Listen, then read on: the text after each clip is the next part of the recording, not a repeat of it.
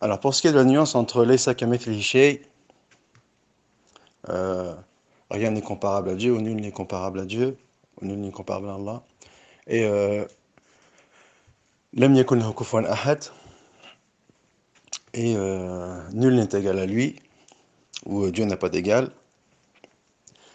Il serait bien sûr intéressant de faire une recherche sur la chose, mais a priori, on peut dire que Laysa kamithlihi shay, c'est un rapport de comparaison. Et Lam yakun lahu kufuwan ahad, c'est un rapport d'égalité. Alors bien sûr, l'un implique l'autre, puisqu'il y a des rapports de comparaison qui s'hérissent au degré d'égalité. Et on va dire que le rapport d'égalité, c'est un rapport de comparaison. Euh, c'est un rapport de comparaison avec une précision qui, elle, est l'égalité. Après, il y a un rapport de supériorité. Donc ici, nous sommes dans trois formes de rapport de comparaison. Il y a un rapport d'infériorité, un rapport d'égalité et un rapport de supériorité. Et quel est l'intérêt de, d'infirmer la comparaison avec Dieu? Donc c'est un rapport d'infériorité. Ou quel est l'intérêt d'infirmer un rapport d'égalité avec Dieu si on infirme le rapport d'infériorité?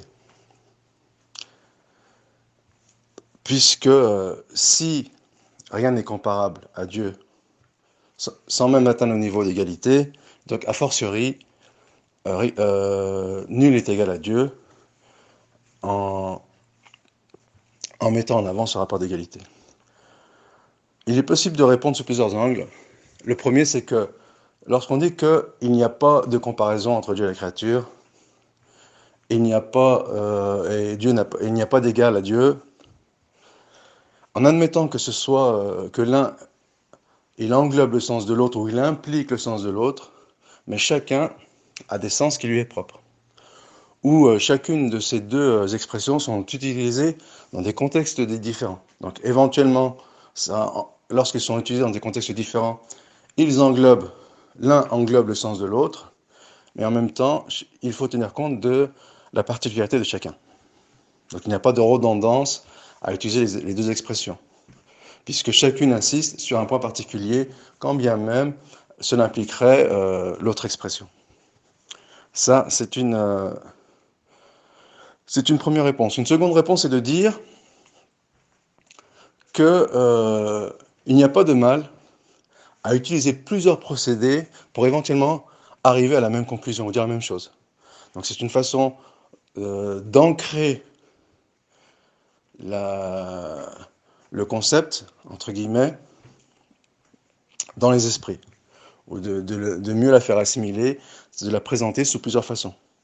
Donc une fois on dit que rien n'est comparable à Dieu, une autre fois on dit que nul n'est égal à Dieu. Donc ça c'est une deuxième euh, explication possible. Il y en a même une troisième. C'est que lorsque l'on dit nul n'est comparable à Dieu, donc il y a, bien sûr, il n'y a pas de comparaison à faire entre Dieu et la création, tant la différence est marquée entre les deux.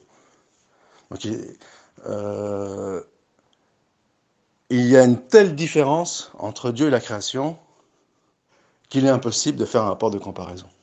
Donc, a fortiori, il est impossible de supposer une égalité.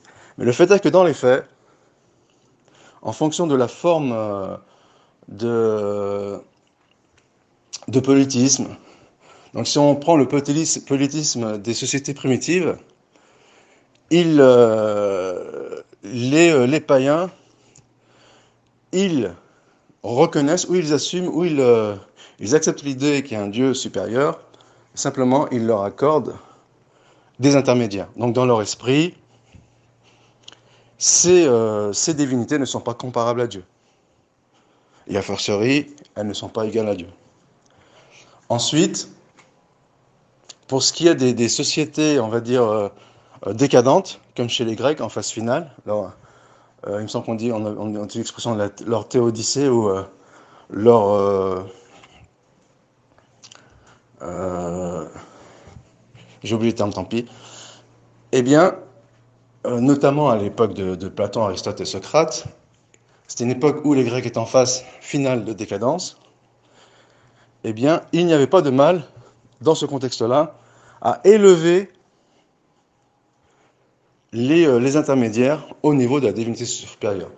Ou, dit sous un autre angle, ou dit d'une autre façon, il complexifie tellement le monde des divinités, à travers des légendes, à travers un certain nombre de procédés, qu'il n'y a plus de distinction entre la divinité supérieure et les intermédiaires, où on attribue de telles qualités aux divinités intermédiaires, aux intercesseurs, qu'on ne les distingue plus avec la divinité supérieure.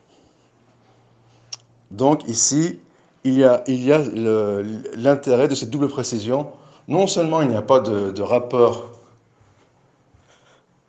de comparaison, mais selon cette conception décadente, il n'y a pas non plus de rapport d'égalité, même si c'est a fortiori. Et puisque c'est l'état des sociétés décadentes et qu'ils ont déformé les a priori naturels, raisonnables, qui est que la divinité supérieure n'a pas d'équivalent et par conséquent, il n'y a pas de comparaison à faire entre elles et les intermédiaires. Eh bien, pour remédier à cet art, à cet avatar, il convient de préciser qu'il n'y a pas de rapport de qualité entre vos intermédiaires et Dieu. Ensuite, même pour les sociétés primitives ou les formes de polythéisme qui reconnaissent une hiérarchie, on va dire, distincte entre la divinité supérieure et les intercesseurs ou les intermédiaires, comme notamment dans la chrétienté, même si c'est malgré tout... en fait, c'est un avatar des sociétés décadence du Moyen-Orient et de la Grèce. Ce serait un point qui serait bien de développer, dans le sens où ces décadences, elles se sont enchevêtrées entre elles, et ça a concocté des formes d'adoration diverses, partant du monisme, ou on va dire partant de la Trinité et en allant vers un monisme panthéisme, même si la Trinité est un monisme dégradé, ou en tout cas une forme de monisme, un état simplifié, cela reste malgré tout un symptôme de la décadence. C'est-à-dire que parmi les symptômes de la décadence, il y a la mise à égalité entre les divinités intermédiaires et la divinité supérieure.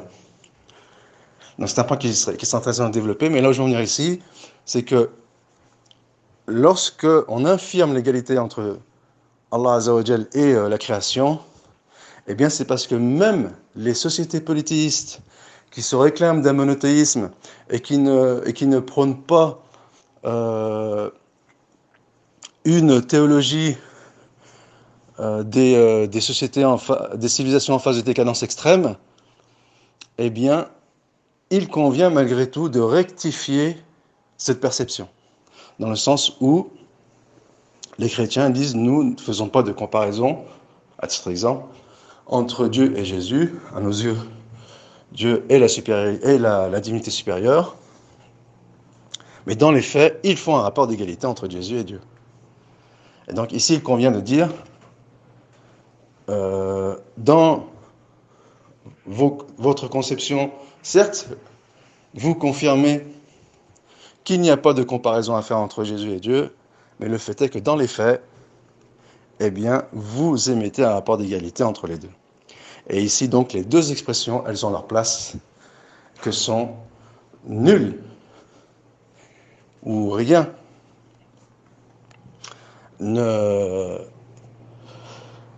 n'est comparable à Dieu et que nul n'est égal à lui, والله المستعان وعليه التكلان.